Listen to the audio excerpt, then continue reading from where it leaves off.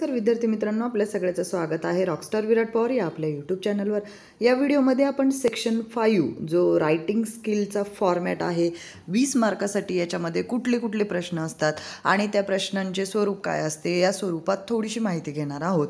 पहा, यामध्ये रायटिंग स्किलचा जो फॉर्मॅट आहे 20 मार्काचा आहे। बरेचसे विद्यार्थ्यांना हा फॉर्मॅट जो आहे तो माहिती नसतो किंवा याची तयारी ते व्यवस्थित करत नाहीत, त्यामुळे हातचे 20 मार्क जे आहेत ते व्यवस्थितरित्या प्राप्त करत नाहीत। अगदी थोड्या म्हणजे 1 ते 2 दिवसाच्या सरावामध्ये सुद्धा तुम्ही या जो स्किल आहे हे यामध्ये मार्क्स हे घेऊ शकता। स्किल डेव्हलप करण्यासाठी आपल्याला वेळ लागतो, पण मार्क्स हे नक्कीच तुम्ही चांगले घेऊ शकत असता।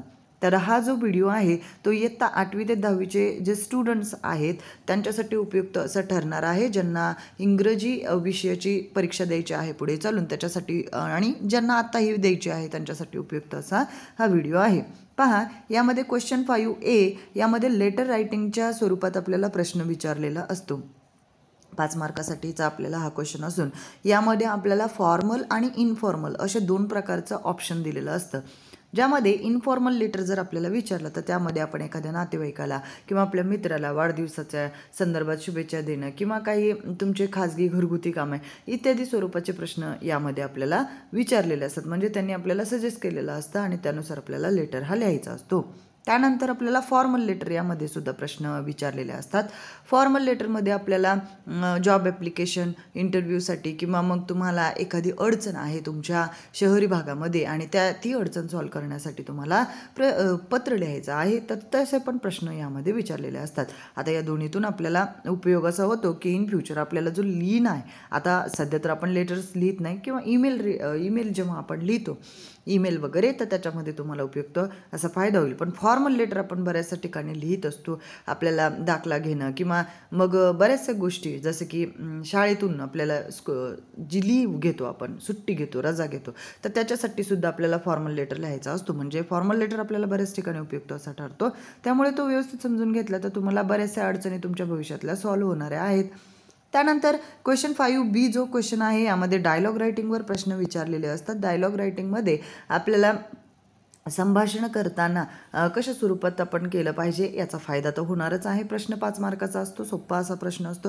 डायलॉग रायटिंगमध्ये आपल्याला डायलॉग्स दिलेले असतात, म्हणजे A, B अशा स्वरूपात, आणि त्या डायलॉगमधील काही भाग हा गाळलेला असतो किंवा रिकामी जागा असते आणि त्या ठिकाणी मग आपल्याला योग्य असा डायलॉग कोणता तिथे बसतो त्या पद्धतीने तो फिल करायचा असतो। किंवा मग अजून एक प्रकारचा प्रश्न यामध्ये विचारतात ज्यामध्ये आपल्याला जंबल्ड वर्डमध्ये डायलॉग्स दिलेले असतात, जंबल्ड डायलॉग सेंटेन्सेस दिलेले असतात, त्यांना योग्य क्रमाने लावून त्या डायलॉग्सचा एक सेन्सिबल डायलॉग्स व्हायला पाहिजेत अशा स्वरूपात आपल्याला त्यांची रचना करायला विचारलेली असते। हा एक प्रकार आहे।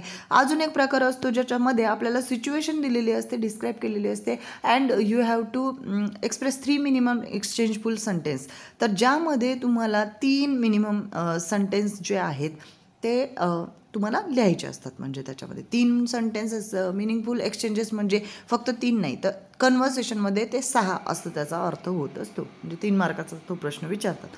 त्यानंतर पुढचा प्रश्न आहे ड्राफ्टिंग अ स्पीच, अत्यंत महत्त्वपूर्ण असा आहे बघा पुढच्या भविष्यासाठी सुद्धा, किंवा आताही तुम्ही बऱ्याचशा स्पीचमध्ये किंवा भाषण स्पर्धेमध्ये भाग घेत असता, तर त्या अगोदर आपल्याला भाषण कसं तयार करायला पाहिजे या स्वरूपात माहिती असायला हवी। अगदी तीच माहिती इथे आपल्याला विचारलेली असते आणि ती स्किल आपल्याला डेव्हलप करण्यासाठी हा प्रश्न आहे। यामध्ये तुम्हाला सिच्युएशन दिलेली असते आणि त्यावर तुम्हाला भाषण करायचं आहे अशा स्वरूपात, आणि मग त्यावर तुम्ही कशा स्वरूपात भाषण करणार असा प्रश्न असतो, मग तो आपण ड्राफ्टिंग अ स्पीच स्वरूपात सोडवायचा आहे। पुढचा क्वेश्चन आहे question number 6 information transfer. Information ट्रान्सफरमध्ये आपल्याला बघा आपण बरेचसे यूजफुल अशी इन्फॉर्मेशन पाहतो, बरेचसे इंटरनेटवर वेबसाईट्स आहेत, गव्हर्नमेंट वेबसाईट आहेत वगैरे आपण पाहतो, पण आपल्याला त्याच्यातून किती समजतं हे महत्त्वाचं आहे ना।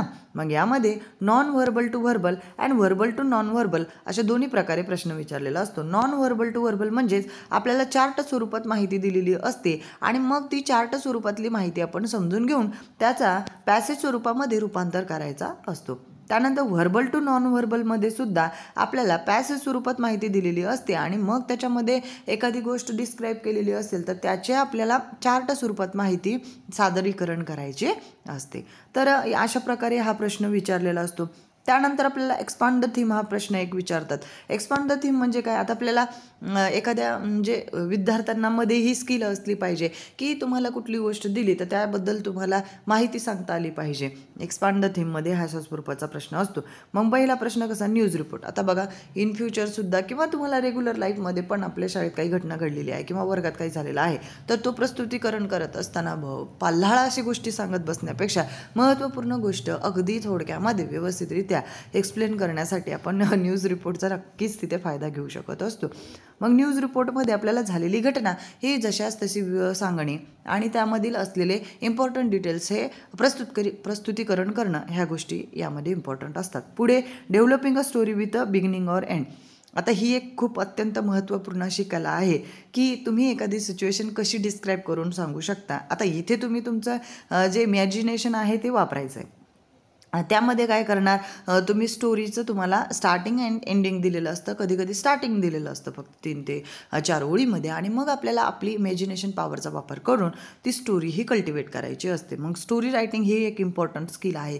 ती डेव्हलप करण्यासाठी तुम्हाला मॅक्झिमम स्टोरीज पाहाव्या लागतील, म्हणजे वाचाव्या लागतील किंवा पाहाव्या लागतील, किंवा जर तुम्ही पुस्तकातून बरेचसे आता आपल्या स्टोरीज पाहिल्या, जसं की आपल्याला इतिहासामध्ये पण आपण अभ्यास करत असतो, तर इतिहासामध्ये पण आपल्या बऱ्याचशा गोष्टी आपण वाचतो ना, त्यामध्ये की अशी घटना झाली, ती घटना झाली, त्यानंतर असं हे झालं, तर त्या गोष्टी आपण लक्षात ठेवायच्या. ठीक आहे. तर अशा पद्धतीने आपण ही गोष्ट लक्षात घेतली की आपल्याला रायटिंग स्किल डेव्हलप करण्यासाठी कुठल्या कुठल्या गोष्टी शिकायला पाहिजेत.